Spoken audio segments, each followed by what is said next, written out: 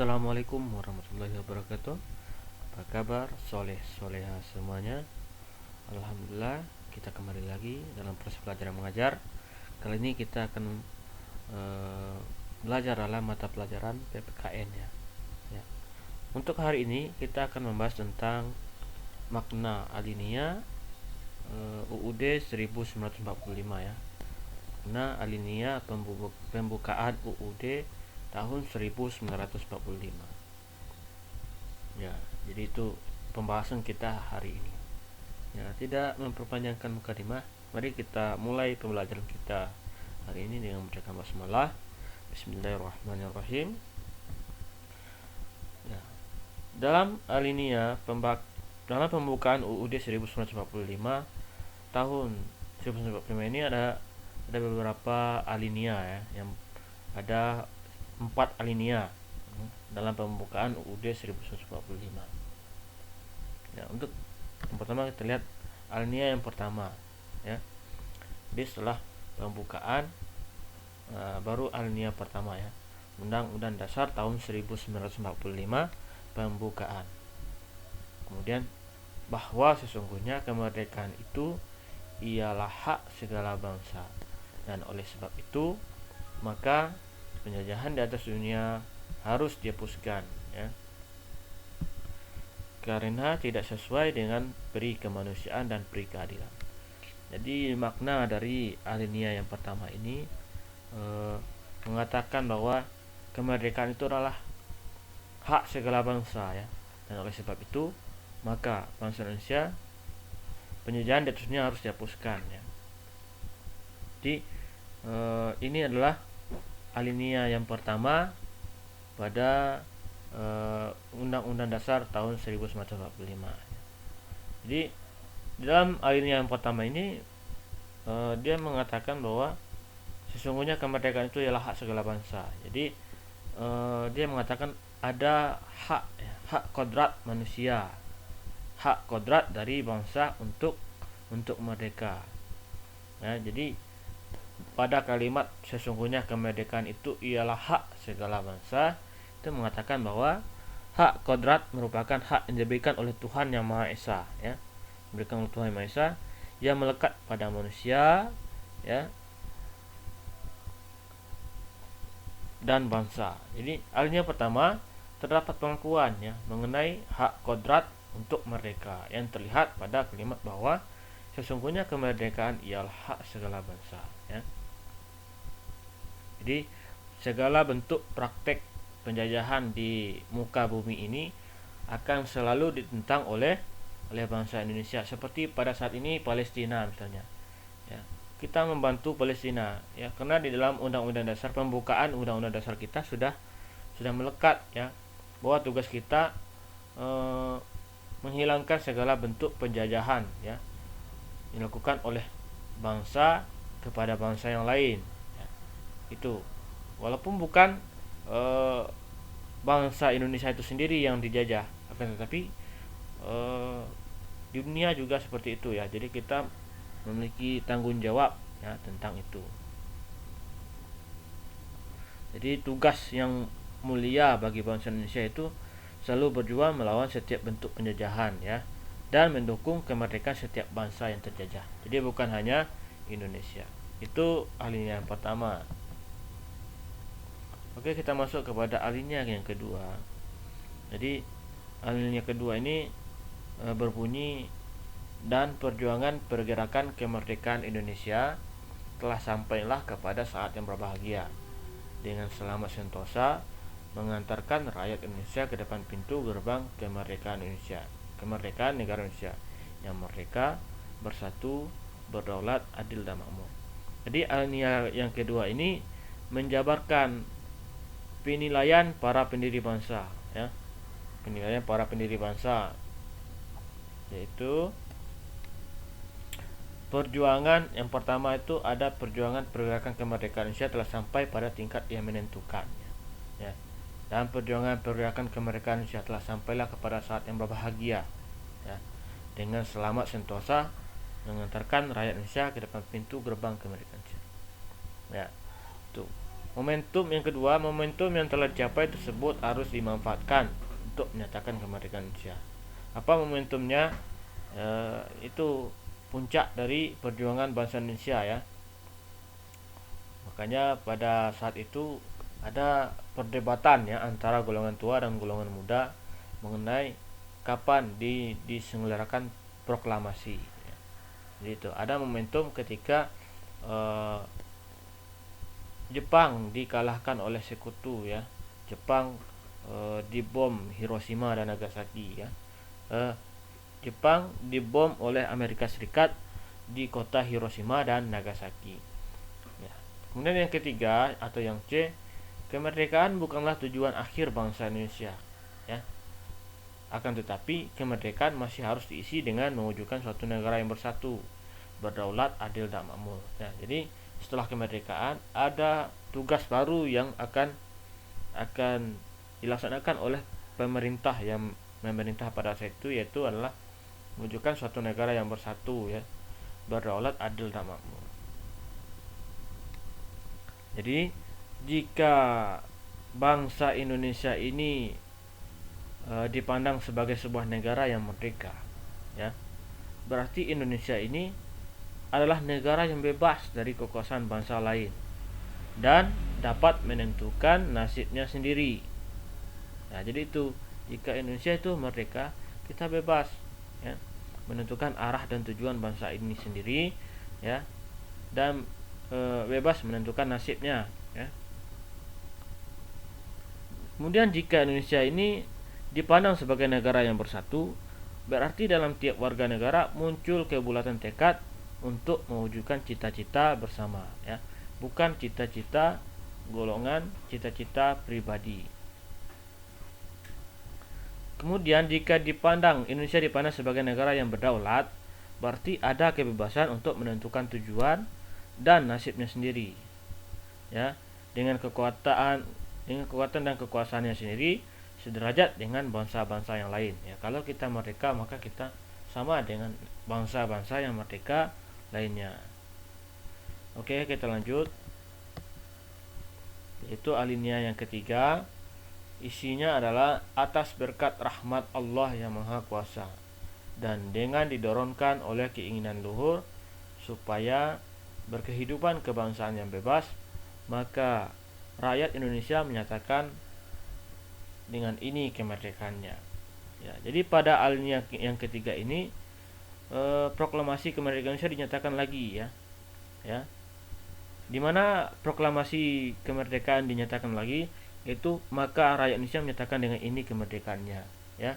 Ya, proklamasi kami bangsa Indonesia dengan ini menyatakan kemerdekaan. Coba antum baca proklamasi dan hubungkan dengan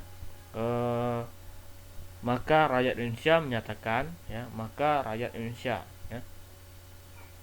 Ini maka rakyat Indonesia menyatakan dengan ini kemerdekaannya ya. Antum baca proklamasi, kemudian antum hubungkan apakah sama atau tidak. Ini pengulangan dari proklamasi ya. Maka rakyat Indonesia menyatakan dengan ini kemerdekaannya. Jadi terlihat hubungan antara proklamasi kemerdekaan tanggal 17 Agustus itu dengan pembukaan Undang-Undang Dasar tahun 1945 ya. Jadi pernyataan proklamasi ya dalam alinea yang ketiga ini ya, dalam alinea yang ketiga ini tidak dapat dilepaskan dari alinea yang pertama dan kedua ya. Jadi ada hubungannya dengan alinea yang pertama ya dan yang kedua.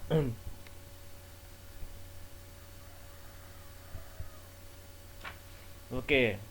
Kemudian adapun pernyataan ya atas berkat rahmat Allah ya, seperti yang di atas ini, atas berkat rahmat Allah yang Maha Kuasa, ini merupakan menandakan bahwa menandakan bahwa kita bangsa yang memiliki bangsa yang religi ya, mengakui nilai-nilai religius. Jadi tercermin pula di Undang-Undang Dasar ya. Seperti di Pancasila misalnya ada Silah yang pertama itu ketuhanan yang Maha Esa. Itu menandakan bahwa kita adalah bangsa yang mengakui ya Tuhan, ya adanya Tuhan, bukan tidak memiliki Tuhan. Berarti kita memiliki nilai-nilai religius ya, atau agamais ya, agamis. Jadi itu. Jadi selain dari itu, alinea yang ketiga itu juga berisi yaitu keinginan luhur ya, didorongkan oleh keinginan luhur. Atas berkat rahmat Allah yang Maha Kuasa dan dengan didorongkan oleh keinginan luhur ya, supaya berkehidupan kebangsaan yang bebas. Jadi dari pernyataan tersebut terlihat bangsa berkehidupan kebangsaan yang bebas. Adapun nilai kodrat ya tersebut turut menjadi asas bagi kehidupan kenegaraan bangsa Indonesia. Jadi didorongkan oleh keinginan luhur supaya berkehidupan kebangsaan yang bebas. Jadi kita mencita-citakan atau menginginkan ya rakyat berkehidupan kebangsaan yang bebas, arti adanya kodrat manusia yang bebas ya. Jadi itu alinea yang ketiga. Proklamasi dan pembukaan Undang-Undang Dasar NRI tahun 1945 satu kesatuan ya yang tak terpisahkan. Jadi pada alinea ketiga, bangsa Indonesia mengakui nilai-nilai religius dan kebangsaan bangsa. Ini ya. Kemudian alinea yang terakhir itu adalah alinea yang keempat ya. Bunyinya ya. Alinea keempat ini menjelaskan prinsip-prinsip serta pokok-pokok kaidah pembentukan pemerintahan Indonesia diperinci oleh lebih lanjut ya. Jadi alinea keempat ini juga sangat panjang ya. Di dalam alinea keempat ini juga terdapat dasar dari negara Indonesia ya. Ya. Itu ketuhanan yang Maha Esa, kemanusiaan yang adil dan beradab, persatuan Indonesia, kerakyatan yang dipimpin oleh hikmat kebijaksanaan dalam permusyawaratan perwakilan, ya, keadilan sosial bagi seluruh rakyat Indonesia. Itu isi dari alinea yang keempat ya. Dimulai dari kemudian daripada itu, untuk membentuk suatu pemerintahan negara Indonesia yang melindungi segenap bangsa Indonesia dan seluruh tumpah darah Indonesia ya, dan seterusnya ya. Jadi itu sejatinya ya, isi pokok alinea keempat ini meliputi 4 hal ya, yang merupakan prinsip-prinsip pokok kenegaraan ya. Yang pertama itu ada tujuan negara ya. Jadi tujuan negara itu ada tujuan khusus dan ada juga tujuan umum ya. Ada tujuan khusus dan ada tujuan umum. Tujuan khusus ya, coba kita lihat apa tujuan khusus dari alinea keempat ya, tujuan negara ya, untuk membentuk suatu pemerintahan negara Indonesia yang melindungi segenap bangsa Indonesia. Jadi kita membentuk suatu pemerintahan agar melindungi segenap bangsa Indonesia dan seluruh tumpah darah Indonesia. Itu tujuan khusus ya. Jadi itu. Kemudian ada tujuan umum ya. Coba kita lihat bagaimana tujuan umum dari alinea keempat itu, yaitu ikut melaksanakan ketertiban dunia. Jadi bukan hanya untuk bangsa Indonesia. Jadi kita memiliki tujuan umum, yaitu menginginkan adanya ketertiban di dunia ya. Jadi menghilangkan penjajahan bangsa-bangsa negara lain ya, bukan hanya bangsa kita sendiri. Itu adalah tujuan umum dari bangsa Indonesia.